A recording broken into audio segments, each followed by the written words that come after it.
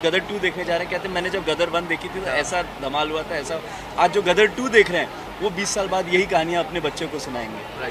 तो मुझे मेरी जर्नी बस यही है कि मुझे अच्छी कहानियों का हिस्सा बनना है। गदर 3 को भी लेके, क्योंकि आज ही मैं एक वीडियो देख रहा था, सनी सर ने बोला गदर 3 भी आएगी।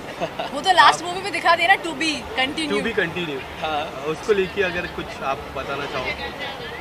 कुछ नहीं, पहले जश्न कर लो, पहले गदर 2 को एंजॉय कर लो, पहले गदर 2 की जय गाथा को एंजॉय कर लो, फिर गदर 3 पे भी आएंगे।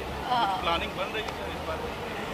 प्लानिंग अगर कुछ हुई रहेगी इसलिए तो 2 बी कंटिन्यू। शक्तिमान जी जिस दिन कहानी लेके आएंगे उस दिन का प्लानिंग हो जाएगी। अच्छा, आप लोगों का जो डायलॉग है ये बहुत, हाँ वो शायरी वाला इंट्रोड्यूसिंग अगर हो जाए तो ठीक है, कर लेते हैं।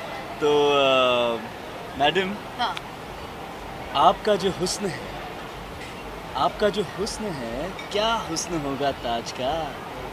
आपका जो हुस्न है, क्या हुस्न होगा ताज का। ये है बेहद हसी, इनको बता दीजिए नाम क्या है आपका।